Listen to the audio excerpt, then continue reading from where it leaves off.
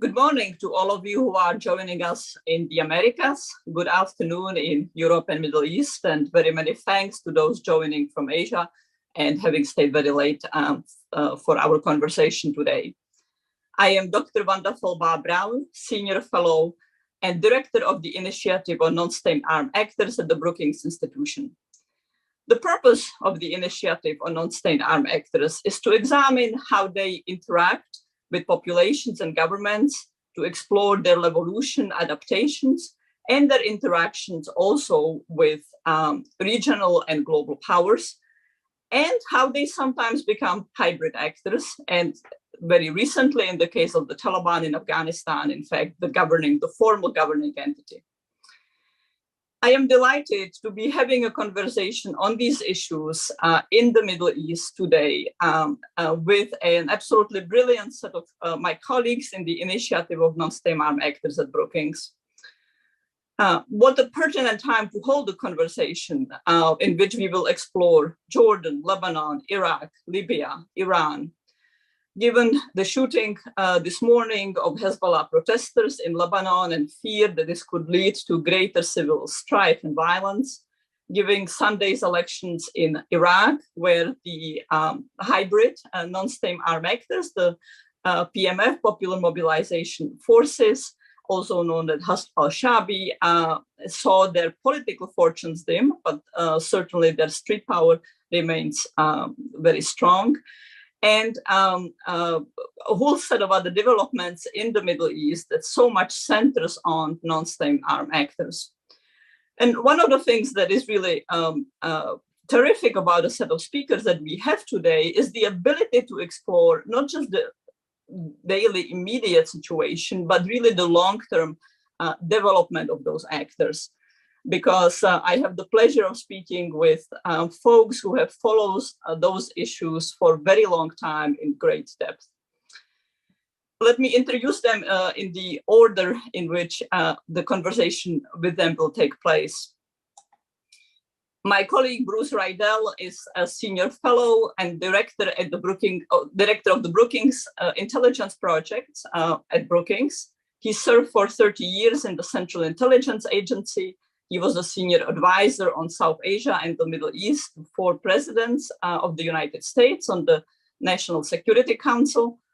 And he was also the Deputy Assistant Secretary of Defense for the Near East and South Asia Bureau at the Pentagon, as well as senior advisor to NATO. Bruce has a great experience, very many accomplishments, was really at the core of many key developments and US policy responses in the Middle East. I just want to highlight two, namely, he was a member of President Bill Clinton's peace process team and negotiated at Camp David and other Arab-Israeli summits. And he also was President Barack Obama chair of the review of American policy toward Afghanistan and Pakistan, the results of which were announced in March 2009. One of the reasons why Bruce is just such an amazing colleague at Brookings is that he's a terrifically prolific author of great books. There are too many to list right now, but I want to highlight two of his latest. Beirut, 1958, How America's War in the Middle East Began, and his latest book, Jordan and America, An Enduring Friendship. The book is freshly out. I highly recommend it. It is one of the most authoritative pieces of work on the relationship on a core US ally and core actor in the Middle East. And as with all of Bruce's work, just a terrific read. It is also a tremendous pleasure for me to be having the conversation with Dr. Ranj Aladdin, who is a non-resident fellow in foreign policy at Brookings, another of my colleagues in the Initiative of Nonstate Armed Actors. He is also the director of a Carnegie Corporation project on proxy warfare in the Middle East that has various strands, one of which is a track to initiative to bring together belligerents and practitioners to establish the escalation mechanisms in Iraq, Syria, Libya, and Yemen. Ranj has been a amazing scholar of many issues pertaining to non-state armed actors at the University of Columbia University, at LSE. He has conducted field work across the Middle East, interviewing clerical figures, political figures, Shia militias, ISIS prisoners, and very many other actors. And I am always so honored and pleased to highlight the field work of my colleagues. And among other things, Ranj is leading a project with Germany's Konrad Adenauer Foundation on public sector reforms in Iraq. And Ranj is also a terrifically prolific author, like Bruce, having been featured in premier publications. And finally, a truly amazing honor and just delight also to be joined by Stephanie Turco-Williams, yet another colleague in the initiative of Non-State Armed Actors and non-resident fellow in the Center for the Middle East Policy at Brookings. A premier expert on international mediation efforts and conflict resolution in failed states, Stephanie has served as the acting special representative of the UN Secretary General for Libya and the head of the United Nations support mission in Libya. And to a very large extent, it was Stephanie's amazing work that produced the nationwide Libyan ceasefire agreement that was signed on October 23rd, 2020, and the political agreement reached on February 5, 2021. Those agreements produced Libya's first unity government in 7 years. And under her direction, the parties to the Libyan conflict also agreed to hold national elections on December 24 of this year. In addition to this amazing work in Libya, Stephanie has had many similar accomplishments in the US Foreign Service, where she worked for 24 years with a career focus on the Middle East. She headed the US Embassy in Libya prior to taking prior to taking up the UN portfolio. She also served as the Deputy Chief of Mission at US embassies in Iraq and Jordan. Yet another overlap in the conversation that we'll be having, and as a chargé d'affaires at the US Embassy in Bahrain during the Arab Spring. So I couldn't wish for a more knowledgeable, wonderful set of interlocutors this morning. Bruce, let me start with you. One of the things that is so amazing about your work and why I enjoy so much our conversation and interactions is because the scope and time that you can provide to analysis. And so let me please pose an opening big question on reflecting on non-state armed actors in the Middle East several decades ago, including in the way you speak about them in your book on US-Jordan relations. Yes, first of all, thank you very much for that very warm invitation and introduction. Jordan in the late 1960s, particularly in 1970, was the scene of one of the first emergences of non-state actors on a global geopolitical scale. In this case, several Palestinian Fedayeen movements. Fedayeen means those who sacrifice themselves. We set the stage. In June 1967, of course, Israel won the 1967 war. King Hussein had made the disastrous decision to join Egypt in that war, and as a consequence, lost control of the West Bank and East Jerusalem, the occupation of which endures to this day as a constant source of friction in the Middle East. As a consequence of losing the war, the Jordanian army was virtually annihilated. The Jordanian Air Force was annihilated. There was no Jordanian Air Force at the end of June 1967.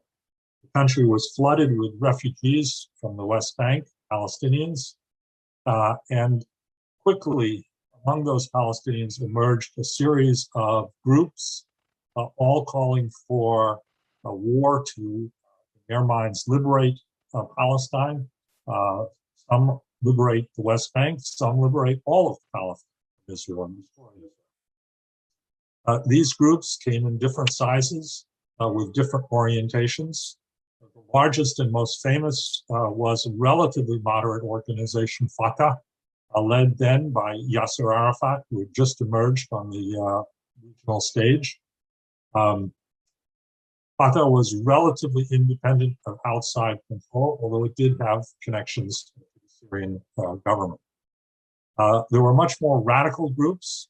The most radical of them all was the Popular Front for the Liberation of Palestine, led by George Habash, a Christian Palestinian who was a Marxist radical. There was also the Democratic Front for the Liberation of Palestine, which was a communist organization. There were other groups that were linked to Syria, like Al-Saika, another one linked to Iraq, the Arab Liberation Front, and there was even a very tiny, very, very small Islamist group, one of the first emergence of Islamic politics in the Middle East. These groups tried to operate against Israel, but were largely unsuccessful. So in the end, they ended up operating against the Jordanian regime, and they each became a state within a state. Jordan, in effect, had states within the state who were both operating against the Jordanian government and king and operating against each other. And in many cases, trying to gain prestige on the international stage. Gradually, in the late 1960s, the Jordanian military was rebuilt with the assistance of the United States and the United Kingdom. And the king began to think seriously about a crackdown. The forcing event was in September of 1970, when the Popular Front for the Liberation of Palestine, over the course of about 24 hours, hijacked 5 international airliners flying in and out of the Middle East. One of these was flown to Cairo, where the passengers were evacuated from the plane, and the plane was spectacularly blown up live on television. 4 of them were hijacked and landed at a remote desert field in Jordan, called Dawson's Field. The passengers were also taken off, but were held as prisoners, in return for which the PFLP wanted Palestinian prisoners in Israel released to their care. It also became clear over time that the PFLP in Jordan also was receiving support from the government of Iraq. In fact, the hijackings were orchestrated with the assistance of the government of Iraq. This is the very early days of what would become Saddam Hussein's Iraqi Republic. Iraq also had a division of troops in Iraq and Jordan. They had arrived too late to fight in June 1967, but had decided never to leave. So there were about 20,000 armed Iraqi troops in Jordan. And the king, in short, faced a quite severe problem. But he took it up the battle and initiated a crackdown on the Fedayeen groups. It turned into intense street conflict in Amman and other Jordanian cities, particularly in the refugee camps, and became quite a battle. The PFLP tried to assassinate King Hussein several times, were thwarted in all of those. And all of this was taking place in a Cold War setting. Russia supported Syria and Iraq and the Palestinians. The United States, of course, supported Jordan and Israel at the same time. In the memoirs of Richard Nixon and Henry Kissinger, it is the United States and Israel which are the heroes who rode to the defense of King Hussein. In this version of history, it was the threat of at least Israeli intervention, if not joint American-Israeli intervention, that kept the Syrians from intervening on the side of the Palestinians. That's not the Jordanian version of events. The Jordanian version of events is that Israel and the United States talked to each other a lot, sent a lot of cables to their embassy in Amman, but actually didn't really do anything on the ground. The decisive factor in defeating the Palestinians in 1970 was twofold.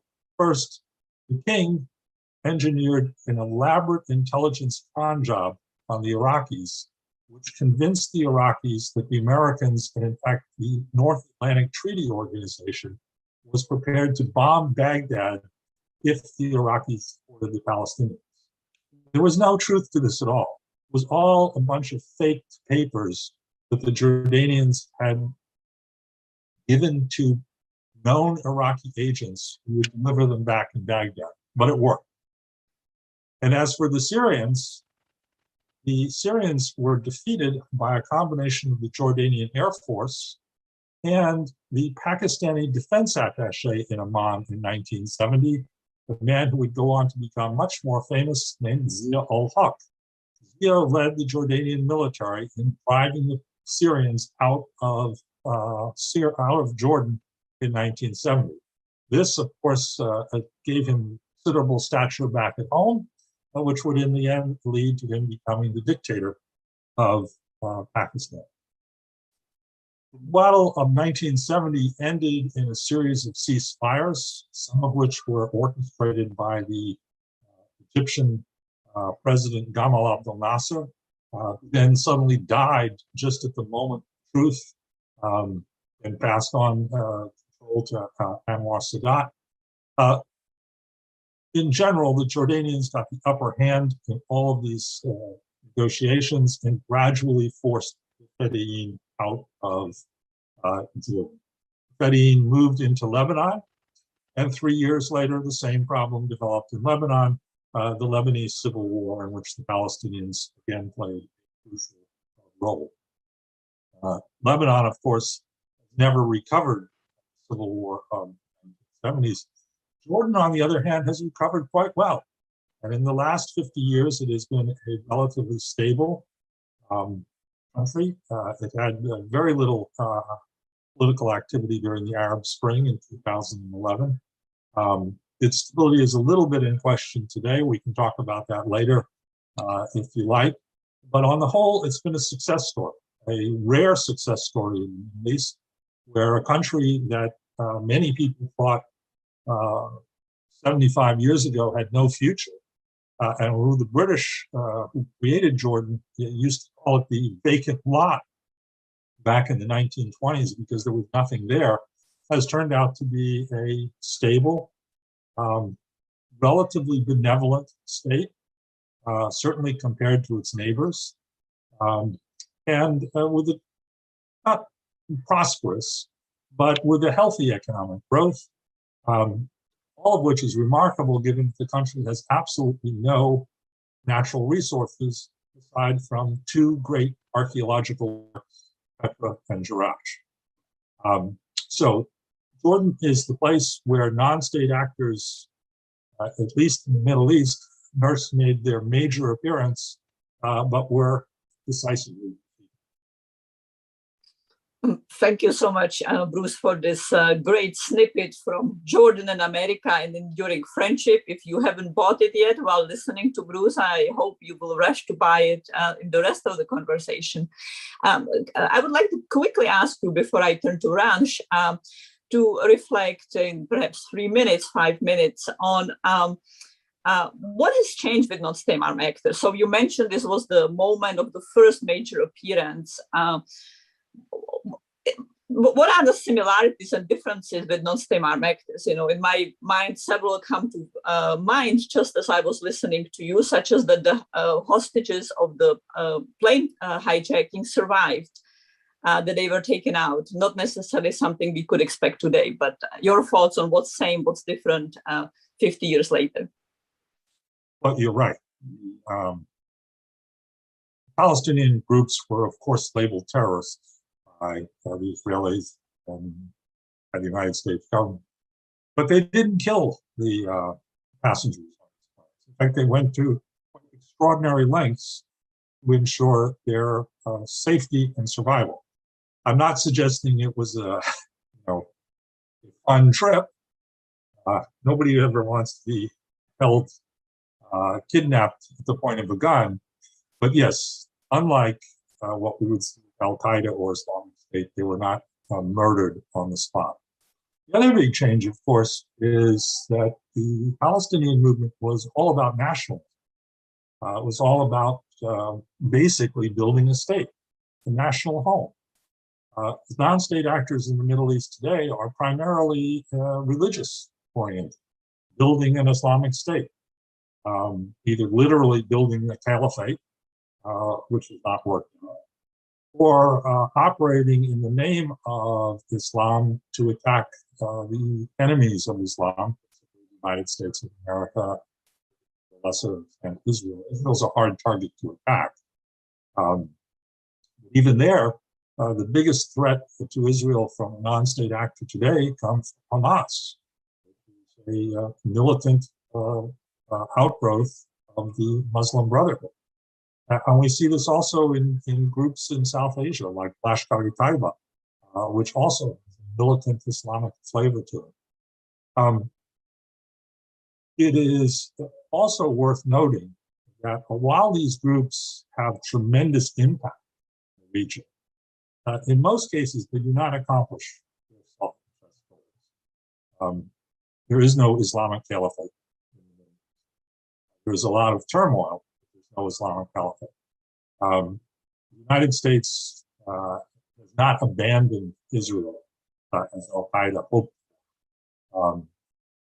One non-state actor that has actually done really well, I think there's two.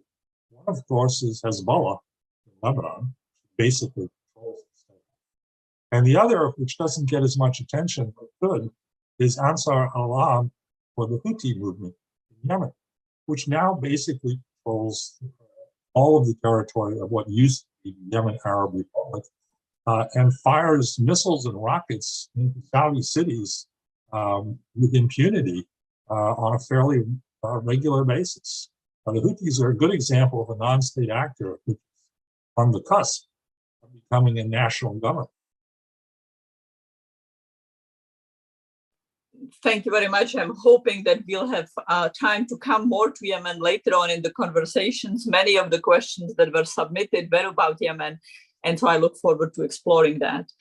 Ransh, let me turn to you. Bruce just spoke about Houthis, the Houthi non-state armed actor being on the cusp of becoming another arms actor like the Taliban. But of course, we also have the Hashd al-Shabi model with the non-state actors really melding into the state and being a key feature of the Iraqi state, in fact, being even on the Iraqi payroll and having very close relations with key political parties in Iraq.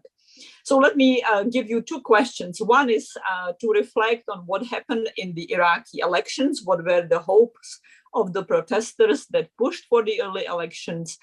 Did those hopes materialize? And what are the PMF fortunes, some of the surprising outcomes? But also, perhaps you can fold into it somewhat of a historic overview as well for us, because although the PMF emerged out of the struggle against another Islamic non-state armed actor, the Islamic State, in Syria and Iraq, many Shia and non-Shia, non-state armed actors populated Iraq since the 80s, really, and were a key feature of developments in Iraq. So you can take both the immediate issue of the elections and PMF and what this means for Iraqi politics, and also the longer sweep. Well, thank you. Thanks very much, Vanda. It's a real delight and honor to be joining you all for this timely discussion. I'll take the question in reverse order, if I may, because I do think there's maybe three key inflection points, seminal moments that really set the stage for and pave the way for some of the most powerful armed non-state actors that today are equal to or have supplanted formal state authorities, state institutions. And particularly in the case of a country like Iraq, but most certainly also Lebanon, you can't really examine this issue without starting with the emergence of the Islamic Republic, and subsequent to that, the 1980 to 88 Iran-Iraq war, because that's really a moment where you had the emergence of a state that was dedicated to institutionalizing support for armed non-state actors. a firm dedication to establishing a systematic approach to engaging these actors, to fostering ties with them, to creating them even. And you've got today the likes of the Badr Brigade, which was directly established by the IRGC during the Iran-Iraq War. Now that's particularly important because sometimes there's a tendency, for example, to equate Western support for certain armed non-state actors with Iran support for armed non-state actors. But in reality, the former, the Western support, is more, sometimes opportunistic, it's ad hoc. It's not really the way the West does the business of warfare, at least not yet. And here it gets also more interesting because you've got really two tiers. The first is a set of groups that are ideologically aligned with the Islamic Republic, with its leadership.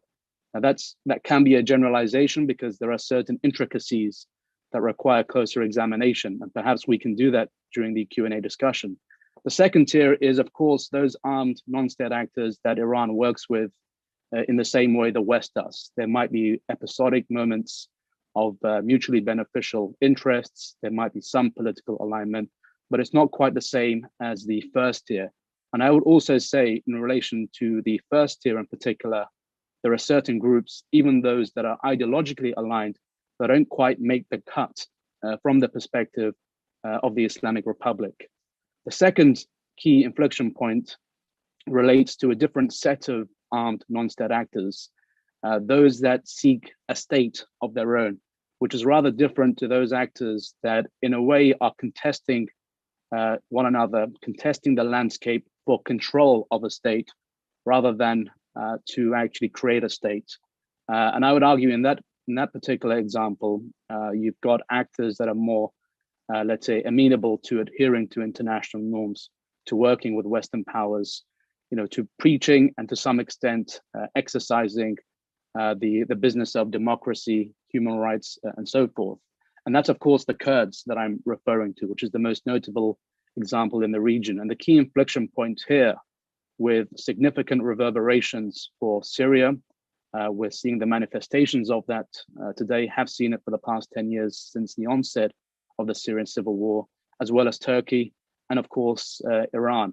And here I would say is also an example of where Western intervention and engagement can sometimes go very well. The Kurds in 1991, with the emergence of the no-fly zone, embraced that exercise with rather encouraging results.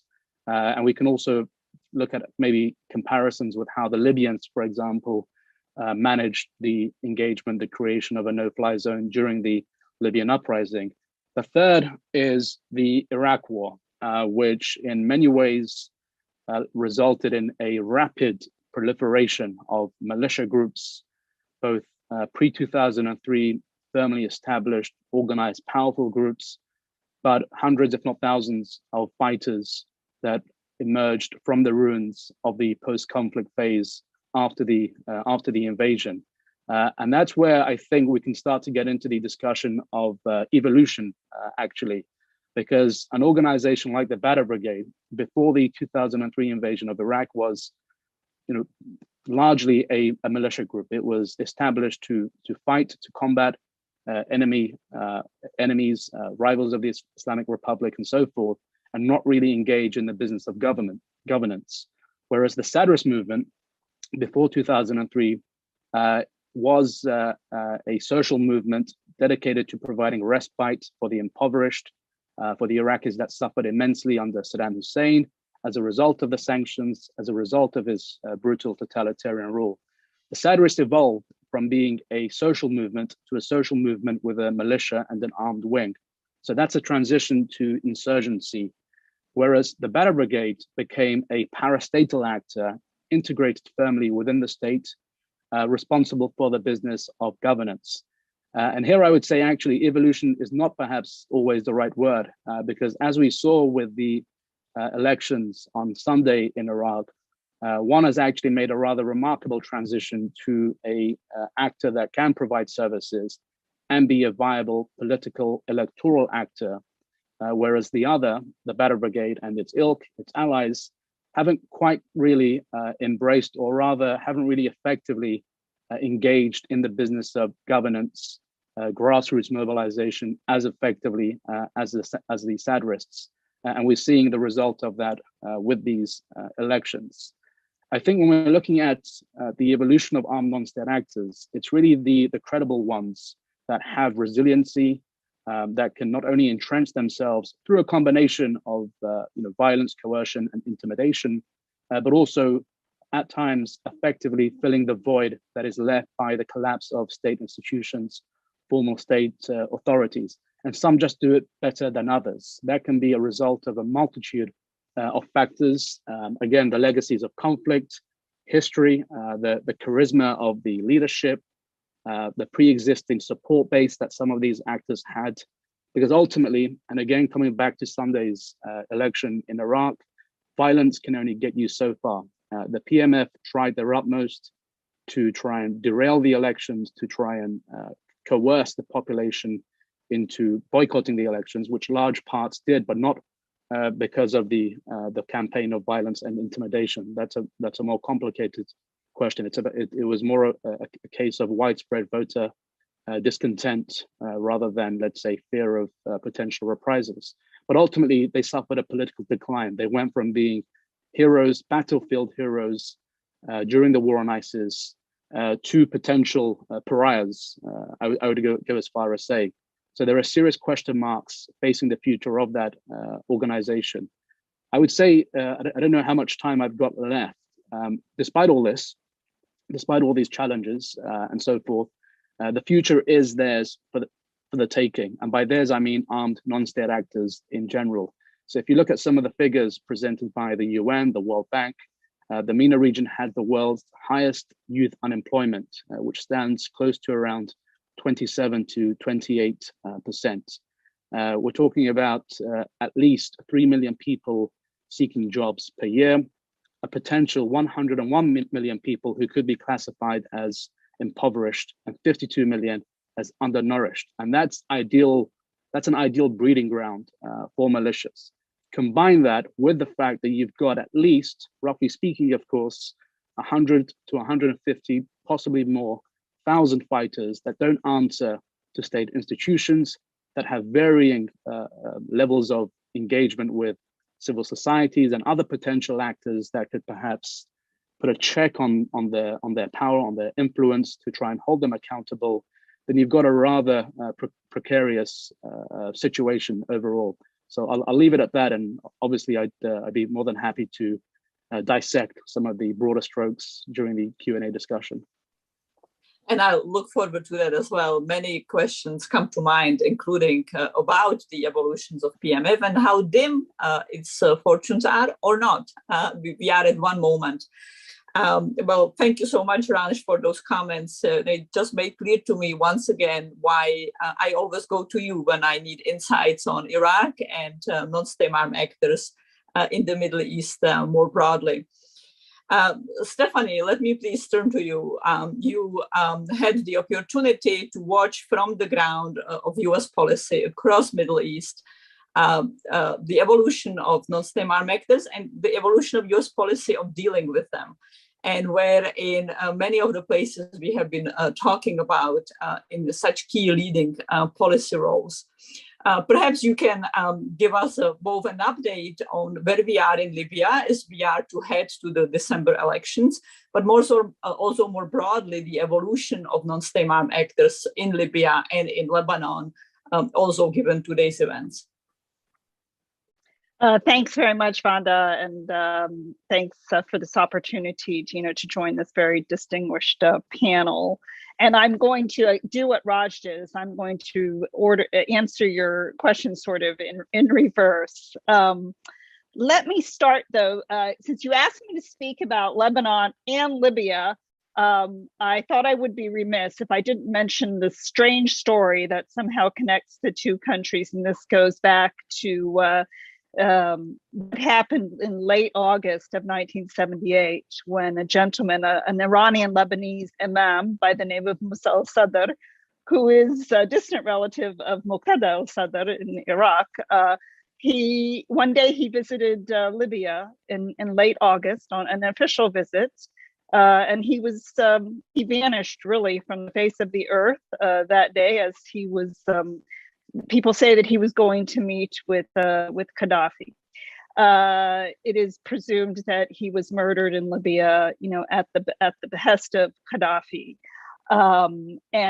Until today, this event, this unsolved mystery, serves as a major bilateral irritant in relations between Lebanon and Libya. And in fact, one of Gaddafi's surviving sons, Hannibal, married to a Lebanese woman. He's currently being held in the Bekaa Valley by the Amal movement, the social, political, military movement, which Imam Musa al-Sadr founded in the 1970s. Of course, his disappearance came just months before the Iranian Revolution, and one does not know, would events in Lebanon have unfolded in the way they did had the Imam departed safely from his visit to Libya. But let's go to the subject at hand. And, this, as I was reflecting on this, I remembered a refrain that I heard in my service in Iraq and in Libya, and also in my discussions with many Lebanese, which is this yearning, this call for what Arabs say is i'adat ad-dawla, nurid ad-dawla, nabi dawla. They want the return of the state. And I think that it is in this context, through this lens, that we should examine perhaps the phenomenon of the non-state actor, the hybrid groups, proxies, whatever is the term that we want to use. And so why do these groups thrive in the first place? And what is it, and why is it that official military forces, whether we saw in Iraq in 2014 when the black flags appeared in Mosul, or very lately in Afghanistan, why did the official forces sort of melt away in the face of these less numerically, or non-state actors, these forces? Is it because in some cases that these official forces who are poorly paid don't want to defend what some described as the vice, the vertically integrated corrupt enterprises, which have come in some instances to encompass the entire state bureaucratic security and military infrastructure?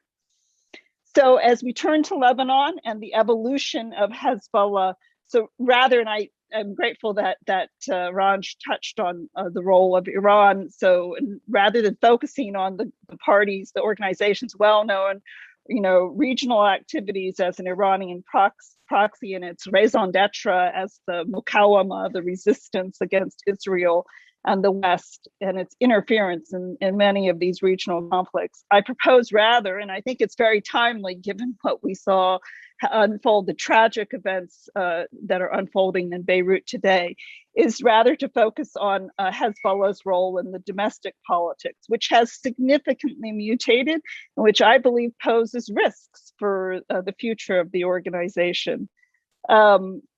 Today's events where you saw Hezbollah and Amal partisans come out against the judge who is investigating the August 2020 port explosion, and that violence is descending. I saw right before we got on, I saw that it's now 6 killed and more than maybe like 25 wounded.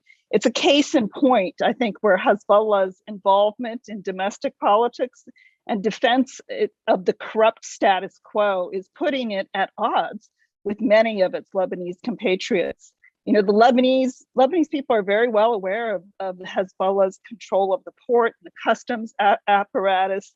And so the threats against Judge Bitar are seen in this light, and against the widespread calls for justice and accountability for the many victims of the port explosion. And then more generally, we see that the parties, Hezbollah's direct involvement in parliamentary and government affairs, the fact that it's had ministers in every government since 2005, and all of this associated baggage, the fact that it serves as both a militia and a political party.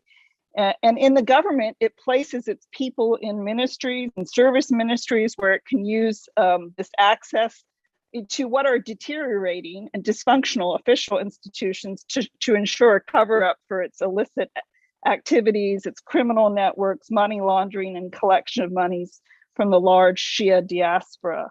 So it has been thus able to exploit the extreme weakness and almost entire disappearance of the state structure, the collapse of the state, and not to mention its alliances with this vast array of corrupt political elites.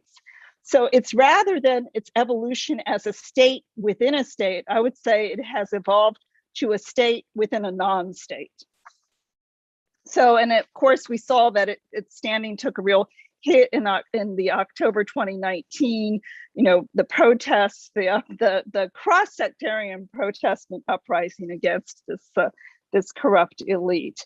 And its popularity has seriously waned, and it's causing deeper and deeper divisions in the country, given this need for accountability and justice.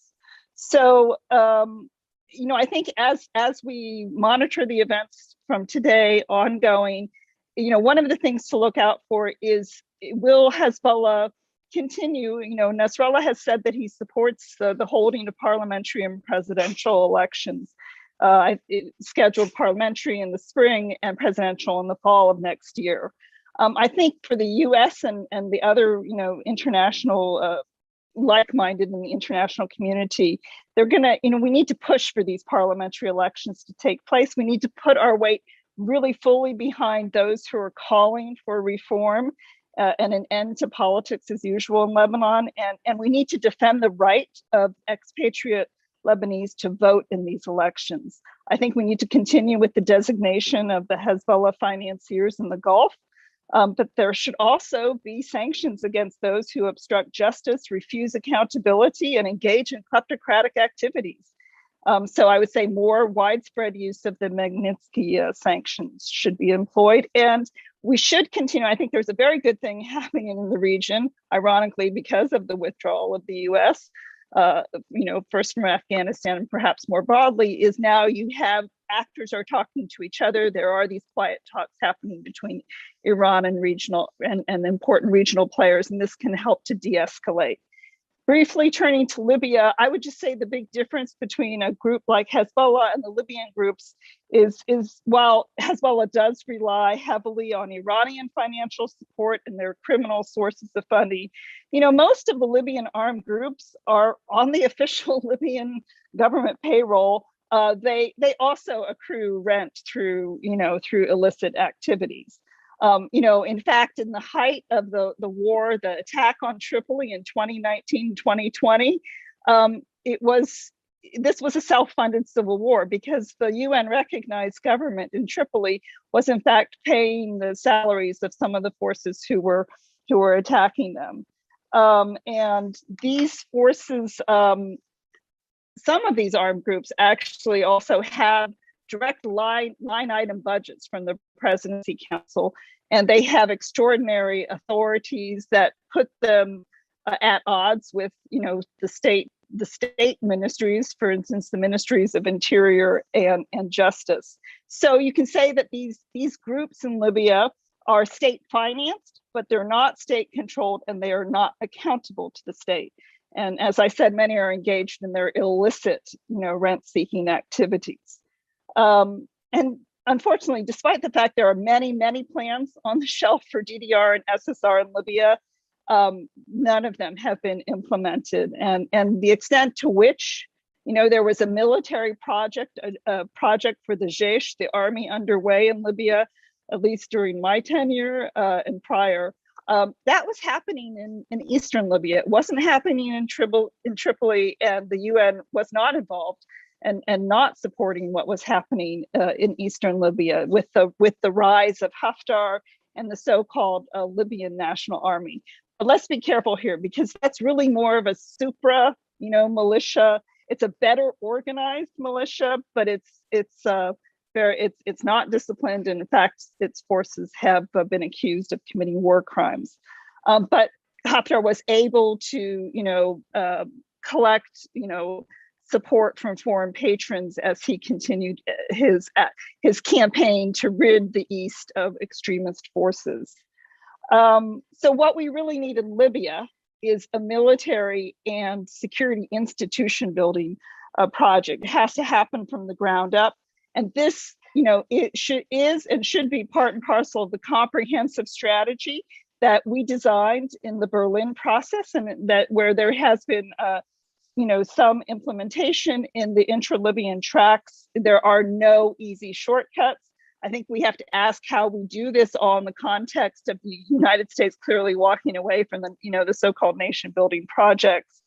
But, this includes full implementation of the October 2020 ceasefire, wide-ranging economic reform, unification of state institutions, decentralization, promotion of the private sector, educational reform, and the provision of vocational training, and the implementation of the political roadmap to end this transition and, maintaining the momentum for holding the national elections. So the discourse on reform has to be accompanied by serious implementation, and there must be accountability. So let's just briefly on the issue of elections, which is a hot topic in Libya. Look, in my mind, there are 5 conditions that have to be met for elections in Libya. You have to have, 1, a popular demand for holding elections. That's clearly there. There was a voter registration campaign that was held. Numbers of those who have registered are high. There's a lot of enthusiasm. People are, founding political parties and declaring themselves as candidates. There's the HNEC, the Higher National Elections Commission, is technically prepared and ready to hold elections.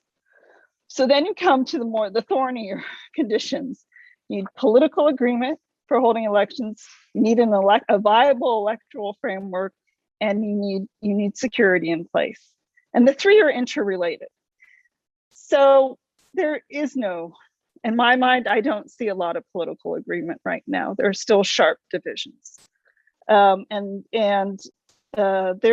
thus the electoral framework, which has sort of weirdly been developed, unilaterally developed, is therefore open to a lot of challenge with laws that were not passed in the most transparent manner. And then that feeds into, can there be stability and security, or the necessary security for elections?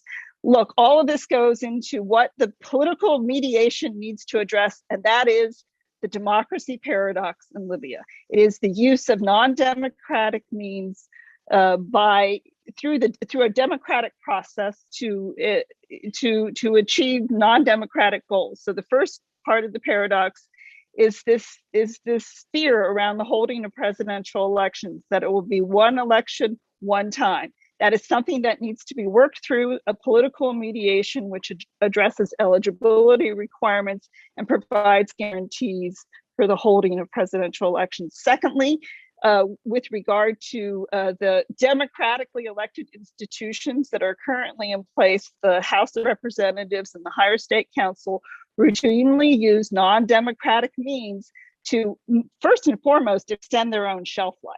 And these are both legislatures that need to be replaced. Their shelf life expired long ago.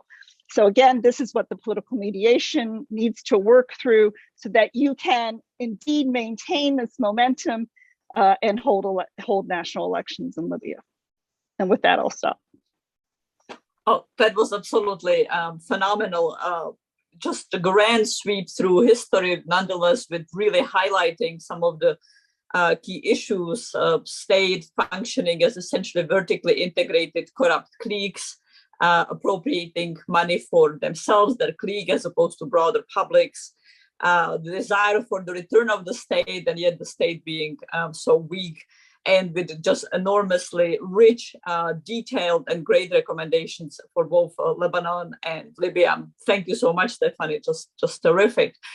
You spoke about the many DDR efforts, the many DDR plans being written and staying on the shelves. And you spoke about the United States walking away from what it miscalls nation building, what really is state building. And that's a really good transition for me to ask all 3 of you in the same order, starting with Bruce. about the evolution of the toolbox that the United States uses to deal with non-state armed actors. If all of you can take perhaps 5 minutes, no more than 5 minutes to reflect on that, and then I'll go to audience questions. One of the things, Bruce, that struck me in the Jordan story was the overwhelming reliance on state armed forces as response, and the success in that case of essentially heavy military response crushing the non-state armed actors, something that many governments love to do today, but are not successful with that. So if you can please start with the question of how has the toolbox evolved, what's good in the US policy toolbox, what's lacking, what are the gaps? Certainly. Well, you're right. In 1970, King Hussein, with American support, resorted to the use of force. The negotiations about ceasefires were never negotiations about political change in Jordan. They were always about simply halting shooting. And in each case, they came after the Jordanian military had achieved more and more of its objectives. The key, of course, for the king was that he had a very, very loyal army that was professional, that was well-trained, and that even while some 40% or so of the Jordanian rank-and-file troops were Palestinians, very, very few of them affected over the other side. So in this case, you had a military you could count on. That's very rare in much of the Middle East and South Asia. There are cases, but there are a lot of cases where the military fractures and falls apart. In my thinking about the American toolbox, we have all too often resorted to calling non-state actors terrorists. We actually have a whole formal designation process, which is very easy to do and virtually impossible to undo. So one of the results of the 1970 fighting was that the United States designated the Palestine Liberation Organization and all of its constituent parts as terrorist organizations, which meant that for the next 20 years, we couldn't talk to them. We found ways around that. The CIA famously quote, recruited Ali Hassan Salama, the number 3 or 4 official of Fatah, so that he could have a dialogue. I can tell you, I've read the file of Ali Hassan Salama. He was never recruited by the United States. If anything, he recruited us the other way around. But it did allow for a dialogue to go on. The problem with this designation process is it puts us in a box. It effectively is a self-containing operation that makes it very, very difficult to talk to people. I'm very glad that Joe Biden had decided to get the Houthis out of that box at the beginning of his administration. I think that was a very wise move. In many cases, these people win. And we have to talk to them. We have to be able to engage with them. And this designation process really doesn't help. It's fine to call them a terrorist if they are a terrorist.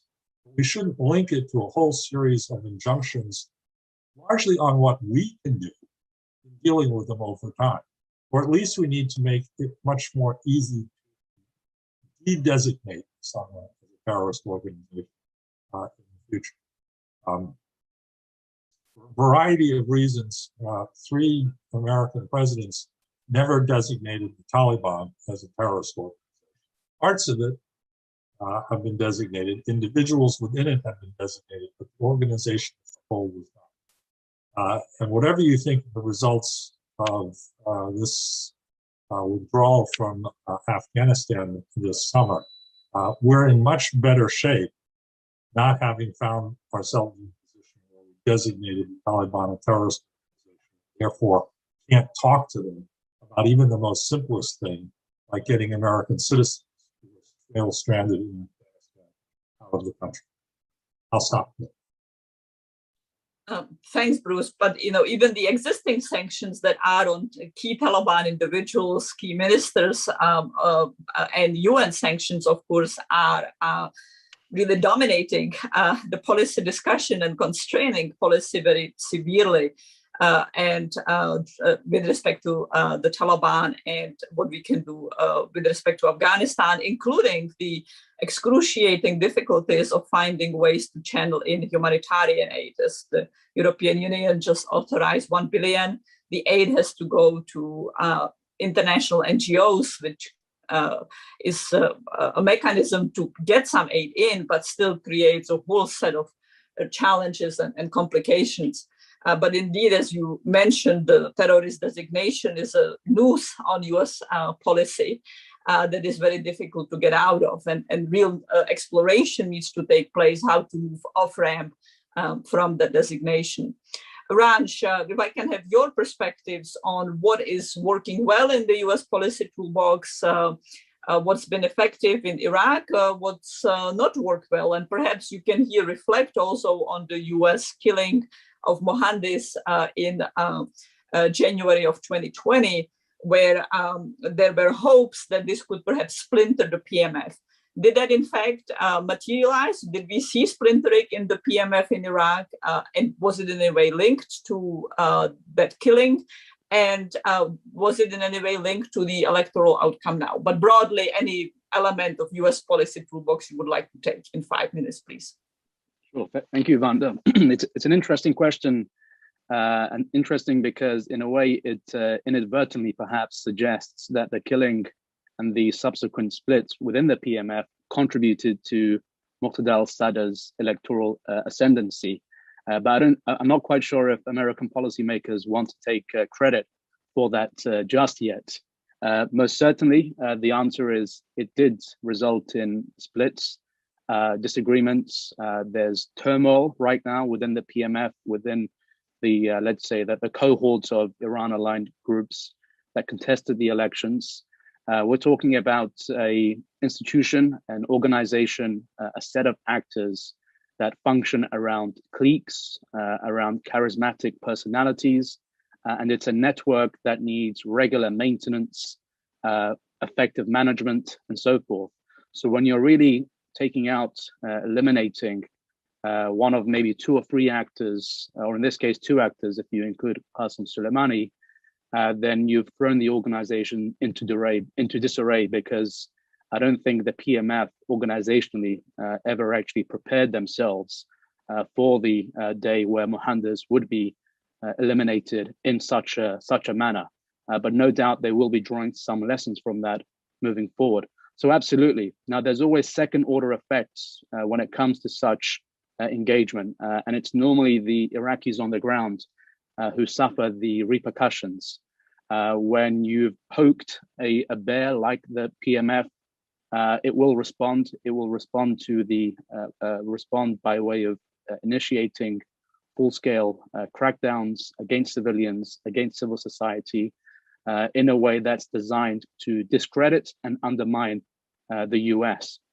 So I do agree with the line of analysis that suggests, there's a flip side to taking out these individuals. There could be immediate consequences. But this comes back in a way to the crux of your question in relation to the American toolbox. I think when there are imminent threats, the toolbox is quite obvious. There are ways of neutralizing imminent threats, but I don't think the US and the West in particular has yet fully grasped a way or a set of strategies, or has established institutions that can engage this rather messy, unconventional, hybrid security landscapes in the medium and medium term, and in the long term.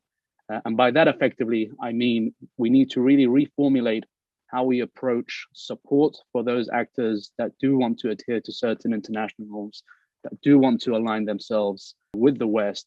But it just so happens that the West doesn't really have the capability and the framework through which to engage them.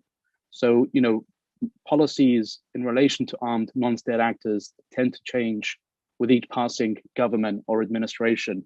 I think that has to change firstly. So firmer guidelines, principles that can direct the shape and let's say format of US engagement with armed non-state actors would be a good place to start. But in the 2 minutes that I have left, let me also say that sometimes it comes down to the basics. So firstly, mediation. And, we're very lucky to have Stephanie with us because this is a good example of what can go very well and how to execute certain policies very effectively. And we need to draw on these lessons, on these examples where things have gone rather well, because we have a tendency to focus a lot more on where things went wrong and to actually learn from those mistakes. But I would say it might actually be more effective in taking it in reverse order, actually looking at and scrutinizing even the success stories, of which there are many, but don't always really generate the headlines as the mistakes, as the errors. Secondly, basics include, for example, in the Syria conflict, throughout the civil war, you've had non-state actors that were not included in the in peace negotiations, in trying to negotiate ceasefires.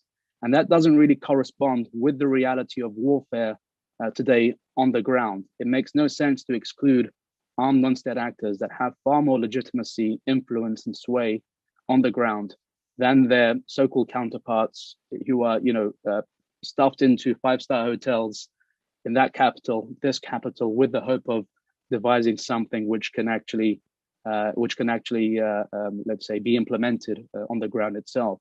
But that requires consensus with other countries. I don't think it's a problem for the US per se.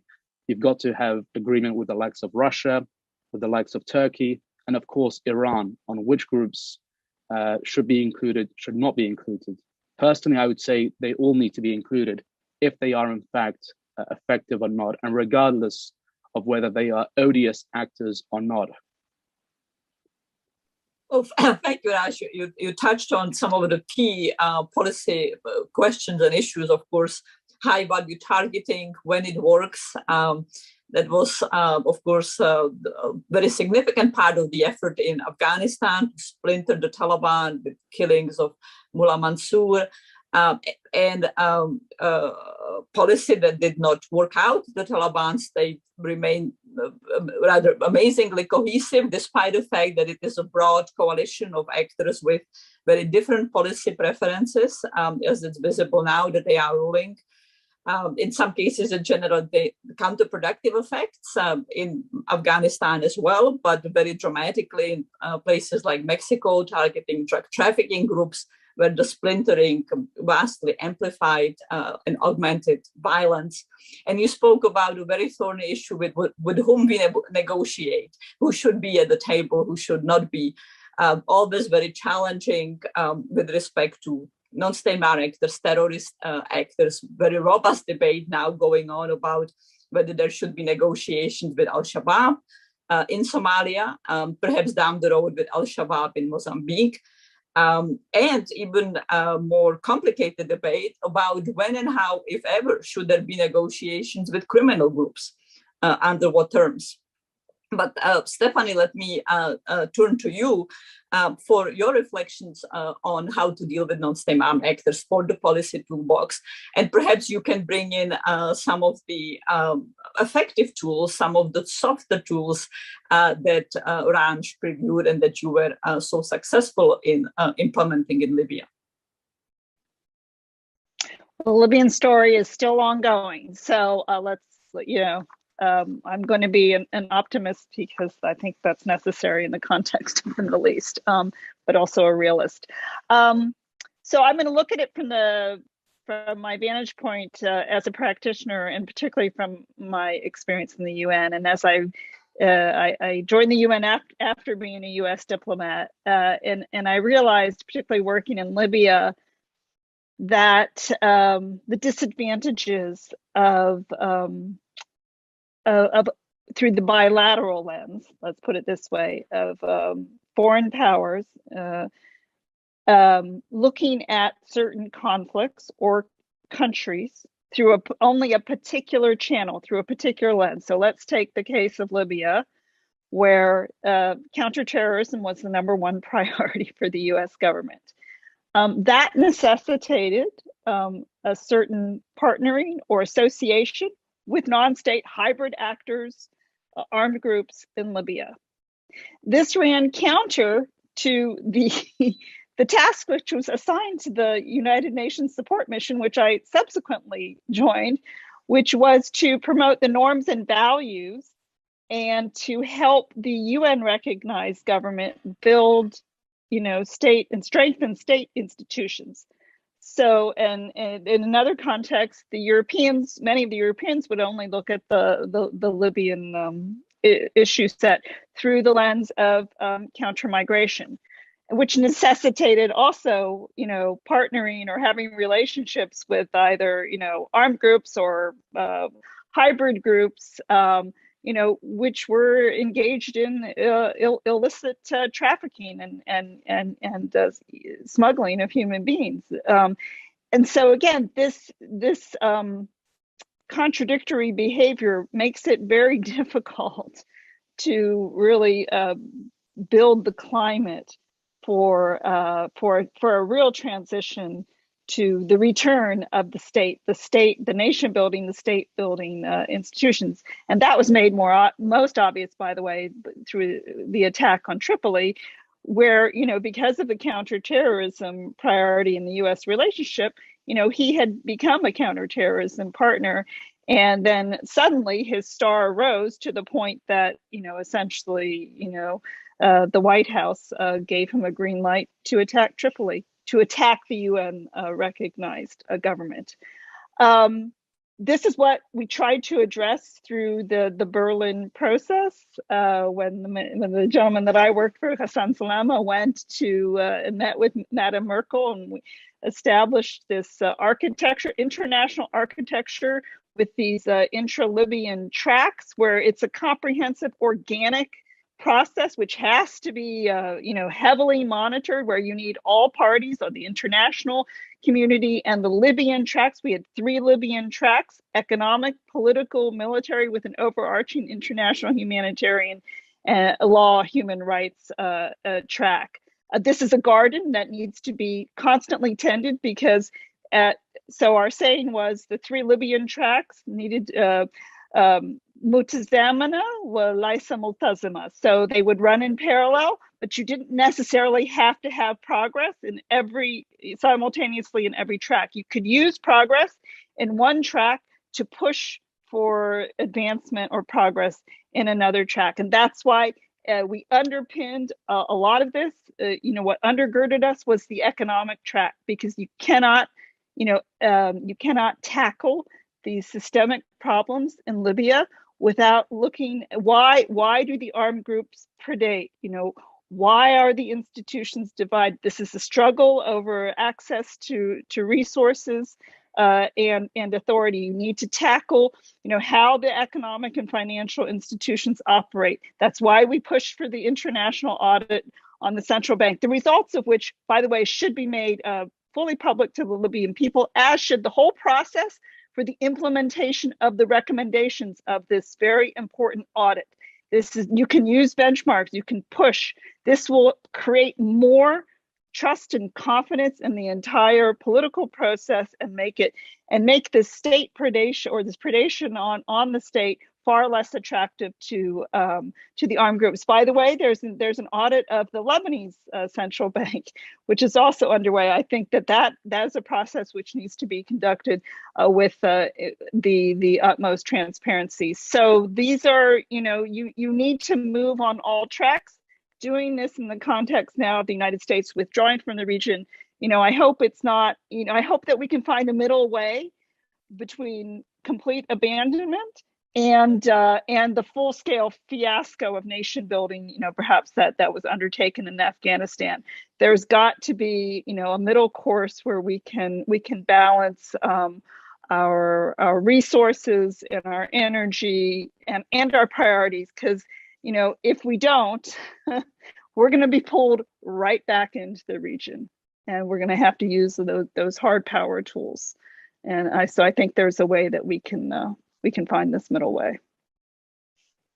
Well, that's a good transition to several questions that I'll bundle together about states, governments, regional power, global powers embracing militias as a way to prosecute their policy. So whether it's Iran's sponsorship of groups like Hezbollah and other Fatemiyun groups, or whether it's the United States aligning with particular militias in the Middle East, sponsoring, building them, embracing them in places like Afghanistan or in Somalia, where Saudi Arabia, United Arab Emirates, Qatar are all sponsoring, paying, building their own militias, and the US did so.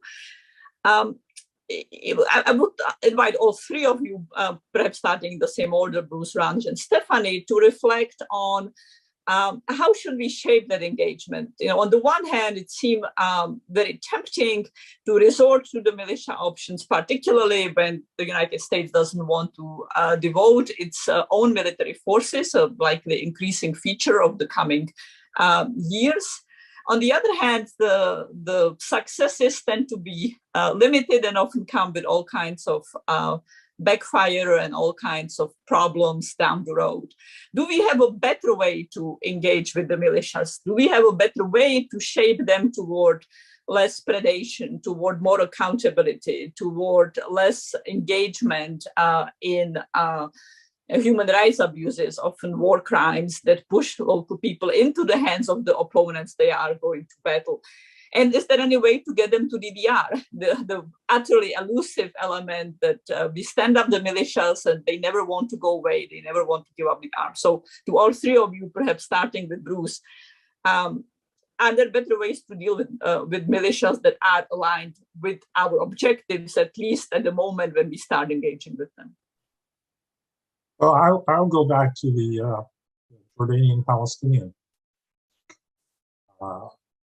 After 20 years of not talking to them, we began talking to them. And for a brief period of time in the Clinton administration, we were successful in creating a Palestinian Authority, which did move what was a militia/terrorist organization out of human rights abuse.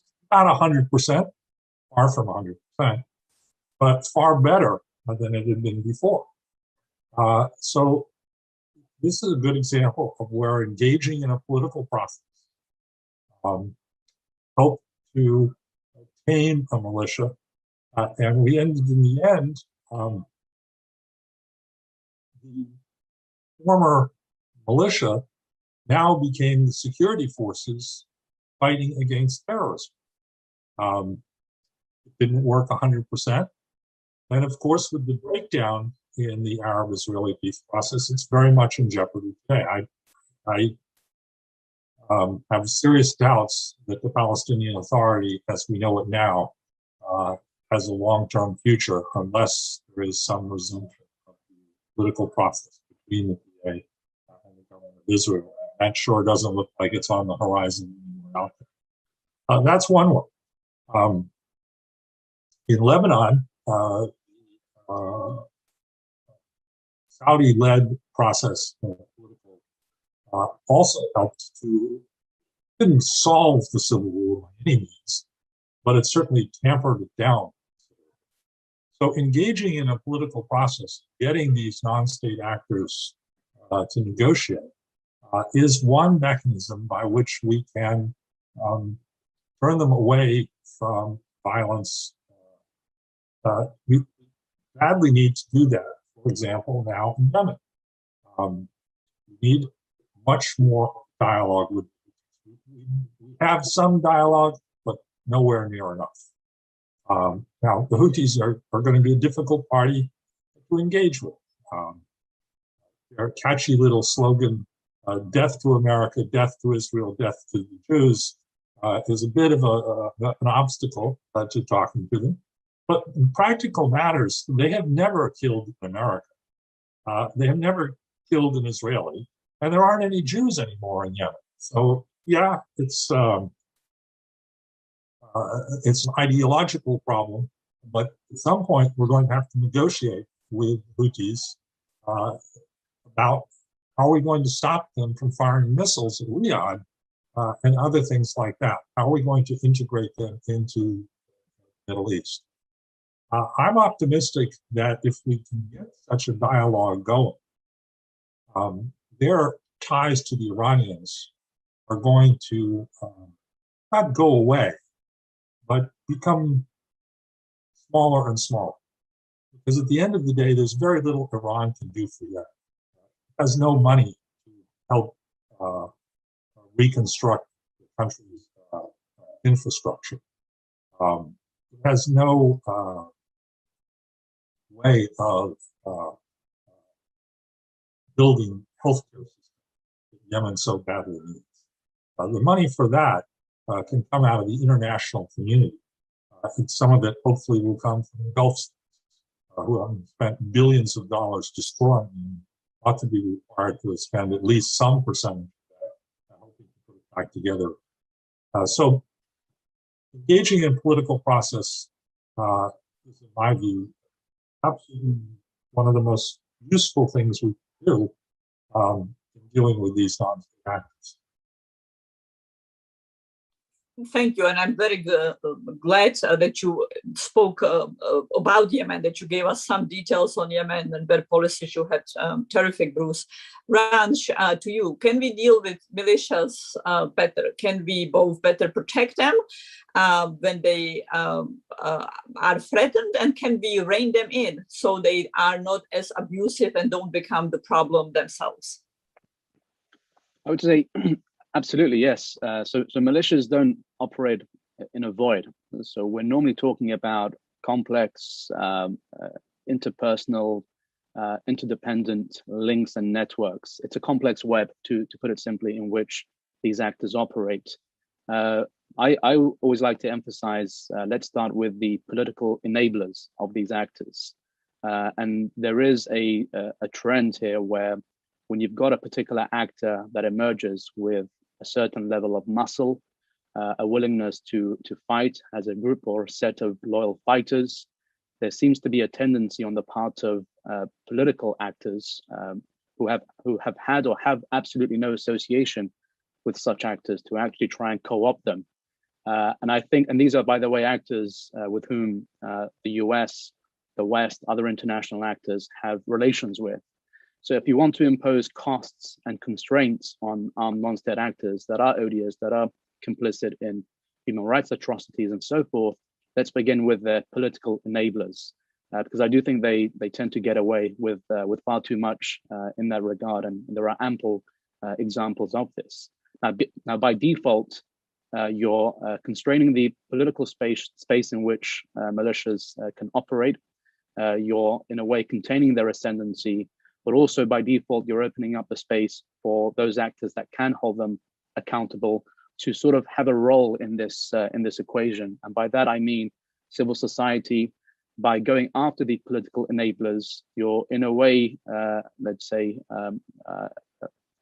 creating an incentive structure for these political enablers to start shifting their focus on civil society, and ideally, in a more medium-term perspective, focusing on empowering and improving other institutions like the judiciary, or ensuring there's a free press that can shed light on these atrocities. And that's a crucial part of the accountability question. But ultimately, look, somebody mentioned hybrid security orders. Might have been you, Vanda, at the beginning, and Stephanie as well.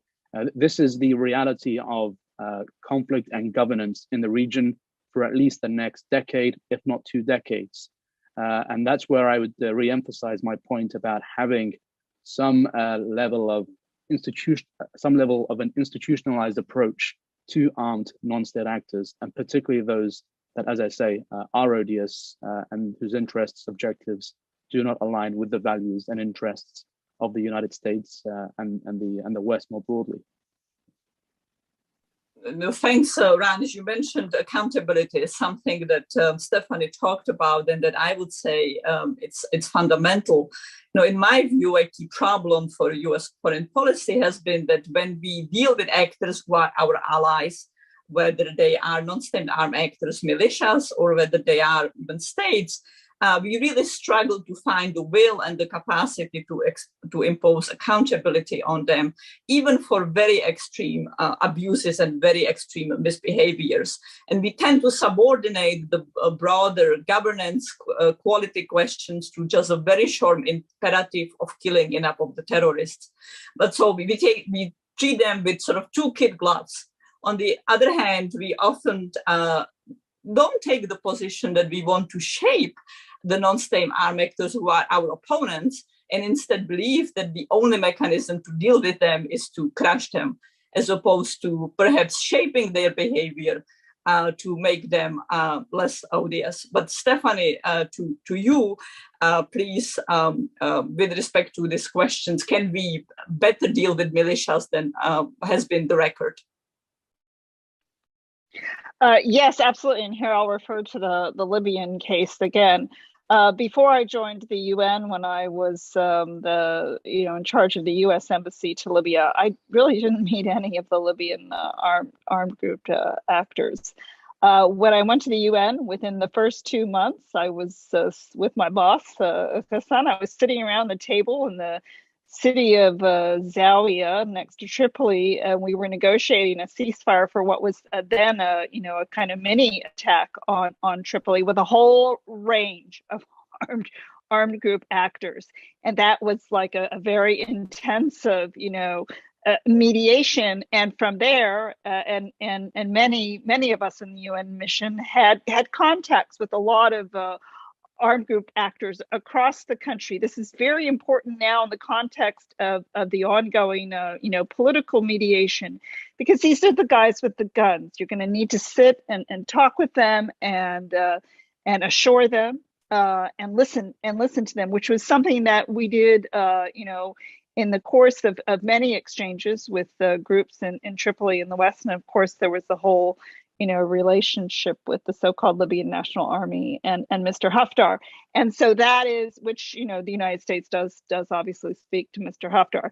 But I would argue that now, with a lot of the tension surrounding the electoral process in Libya, that this is an opportune moment for, the United States and others in the international community to really sit and listen and, if possible, provide, assurances and talk about this comprehensive strategy, this roadmap to help Libya, end this long period of transition and move to a more, permanent, secure, and peaceful period.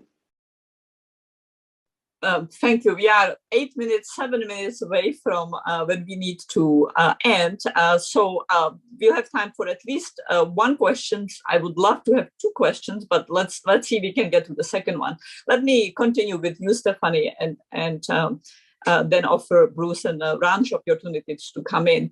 And let me ask you about Tunisia. One of the questions several questions that we got from the audience is, what's the state of Tunisia today? What does it mean for non-state armed actors?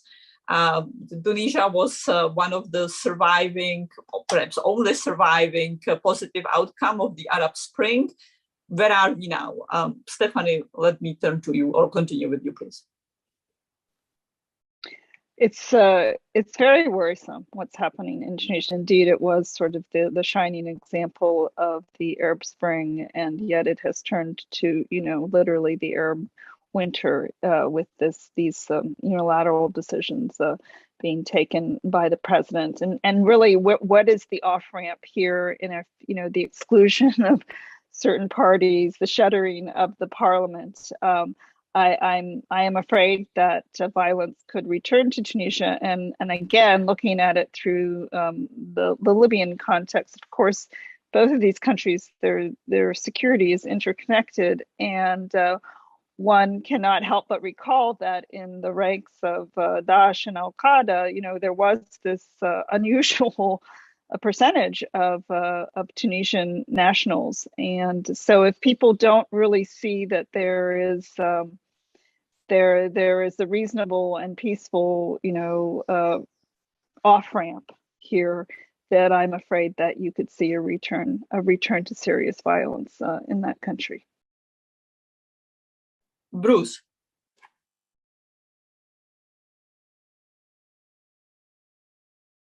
I am just struck 10 years after the Arab Spring, desolation that has resulted. We have broken countries like Syria, like Libya. We have a dictatorship in Egypt, which is far more abusive to the human rights of Egyptians than Hosni Mubarak's dictatorship, where Anwar Sadat, or Gamal Abdel Nasser's dictatorship. Hope is hard to find. Could the United States have done a better job? Ironically, the dictators all think that we tried too hard to support democracy. That's one of the reasons why the Saudis soured on Barack Obama. Whereas as an American, I regret the fact that we did too little to support democratic movements and continue to do so. It's hard to be an optimist about the future of the Middle East. Raj laid out the economic problems. Well, those are only going to get worse as the internal combustion engine fades out of the future of the world. When the price of oil, when oil is no longer as necessary as it is today, what does the Middle East have? Not much. It's hard for me to find ways to be optimistic. I hope I'm wrong. But I look at a region that I think is going to be a lot of non-state actors involved in a lot of violence for a long, long time. So, Vanda, you have nothing to worry about. Your initiative has a bright future ahead.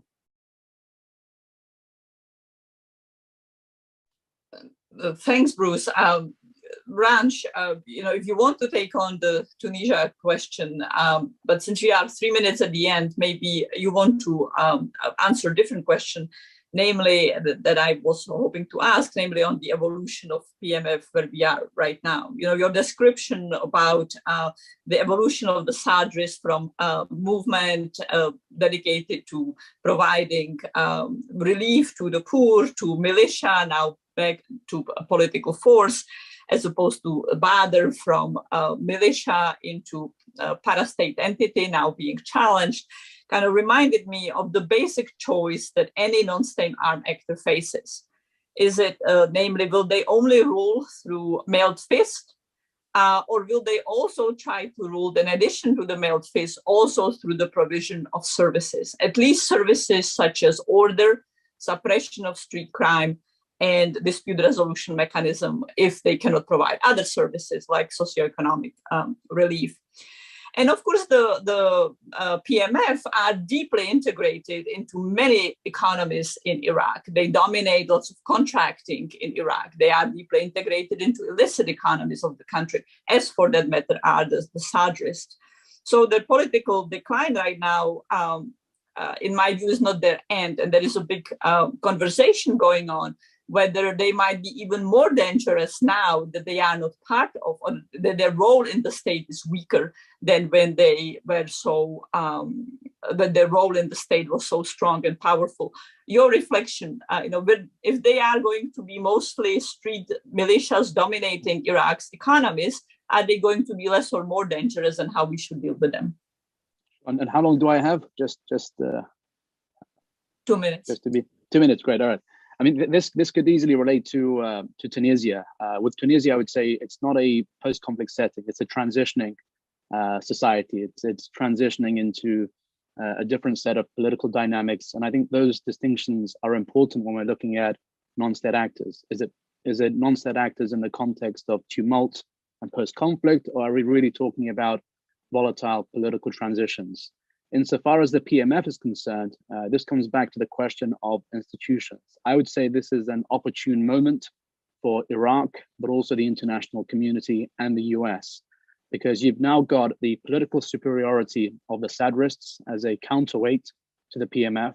You've got a very viable protest movement, which secured 10 seats in the elections, on its electoral debut. And despite all the events that unfolded in the run-up, in particular the assassinations and atrocities against activists. And third, you've also got splits within the PMF, groups that have now withdrawn from the organization that are more aligned with the Iraqi state, more aligned even with the interests and objectives of the United States, and a greater, let's say, receptiveness towards adhering to international norms and human rights norms. So this is an opportune moment, but the PMF is also an organization that cannot be underestimated. It does still have its own very strong patronage networks, support bases. There's tens of thousands of Iraqis that depend on the organization and its leadership for respite, for their salaries, for their livelihoods.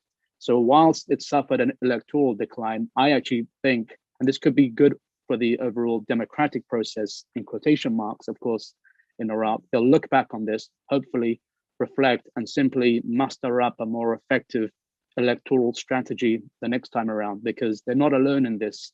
All the other main actors, including the Sadrists, have suffered electoral defeats, numerous political defeats, but they all have a tendency to be rather resilient and bounce back from these moments. So absolutely, let's not rule the PMF out of anything, but hopefully they'll look towards electoral management and strategy, politics, rather than the barrel of a gun to achieve their objectives.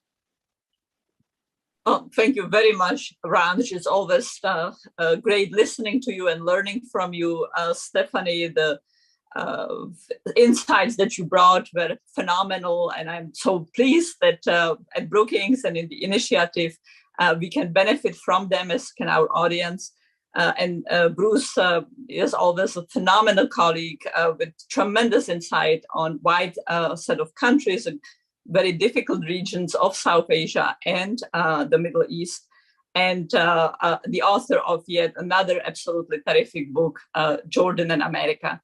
Thank you all very much in the audience. I look forward to having you join us for other events of the initiative of Nonstate Armed Actors, which in November will be an event on Mozambique and the terrorist group Al-Shabaab there, as well as an event on conservation policies in Africa. I hope that you continue to follow our website and newsletters, which features articles, reports, op-eds, and blogs by my terrific colleagues in the initiative, including Ranj, Bruce, and Stephanie. And I wish you all a good day. Thanks for watching. Be sure to like and subscribe for more videos from Brookings.